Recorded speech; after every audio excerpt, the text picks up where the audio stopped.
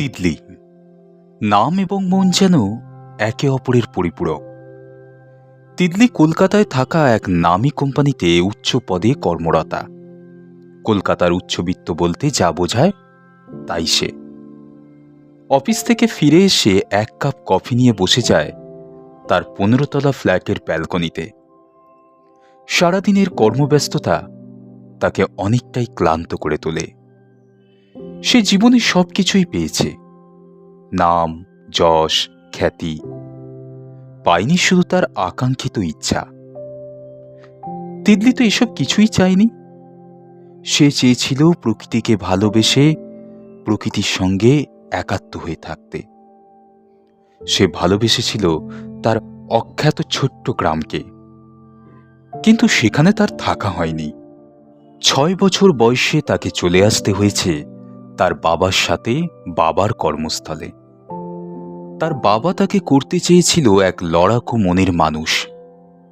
তার বাবার ইচ্ছা ছিল পুরুষতান্ত্রিক সমাজের সঙ্গে কাঁধে কাঁধ মিলিয়ে সে যেন চলতে পারে। তাই শিশু তিতলিকে এক নামী ইংরেজি মাধ্যম স্কুলে ভর্তি করে দেয়া হয়। সেখানে তাকে ইঁদুর দৌড়ের লড়াইয়ে এগিয়ে যেতে হয়। সে তার স্বপ্নের জগৎ থেকে বেরিয়ে এগিয়ে যায় যান্ত্রিক দুনিয়ায়। চলতে থাকে তার বাবার ইচ্ছে পূরণের তাগিদ। সে ছিল মেধাবী ছাত্রী, তাই তার চলার পথে কোনো কিছুই বাধা সৃষ্টি হয়নি। ফলে খুব অল্প বয়সে এত কিছু পেয়েছে, আর এত কিছু পেতে পেতে সে তার স্বপ্নগুলোকে মুছে ফেলেছে। কি জানি কেন এত কর্মব্যস্ততার পরে বাড়ি ফিরে এসে আজ তার শিশু হৃদয়টা জেগে উঠেছে। তাই সে আজ ভাবছে তার ছোটবেলার কথা। তার বারে বারে মনে হচ্ছে সে আবার তার গ্রামে ফিরে যাবে। তার মনে পড়ে যায় বালি আর কাঁকড় দিয়ে তৈরি তার গ্রামের রাস্তার কথা।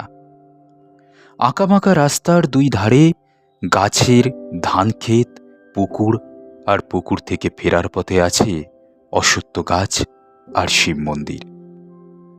তিতলির মনে পড়ে যায় পুকুরে গিয়ে তার ব্যাঙাচি ধরার কথা, আর পুকুর থেকে ফেরার পথে পাকা ধানের সুগন্ধে মন মাতানো অনুভূতি। আছে আনাড়ম্বর দুর্গা উৎসব, যার সঙ্গে কলকাতার জাঁকজমকপূর্ণ দুর্গাপুজোর কোনো মিলই নেই। সেখানে আছে মাকে প্রাণ ভরে ডাকার আকুতি।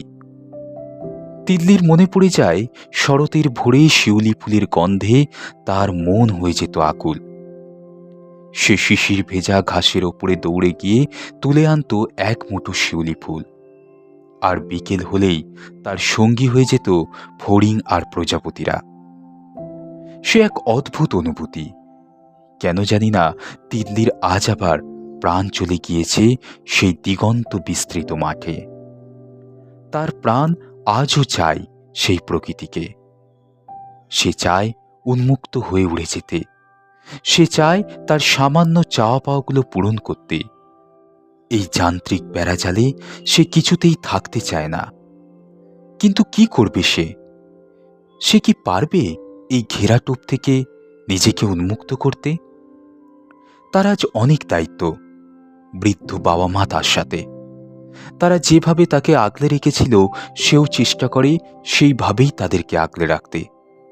হঠাৎ করে তার মোবাইলের রিংটোনে ভাবনার ছন্দপতন হলো তিতলির। অফিসের কলটা এসে তার ভাবনারও বিঘ্ন ঘটালো। হাত থেকে ফোনটা রেখে সামনের দিকে দিগন্ত বিস্তৃত ফাঁকা জায়গাটার দিকে তাকিয়ে তিতলি আবার উদাস হয়ে কি যেন ভাবতে লাগলো।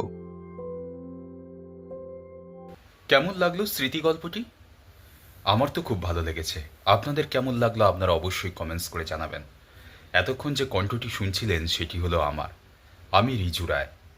আর আপনি যদি চ্যানেলে নতুন হয়ে থাকেন তাহলে অবশ্যই চ্যানেলটি সাবস্ক্রাইব করবেন, অবশ্যই একটা লাইক করবেন, আর অবশ্যই কমেন্টস করে জানাবেন যিনি লিখেছেন তিনি কেমন লিখেছেন আর আমি কেমন বললাম, এটা অবশ্যই কমেন্টস করে জানাবেন।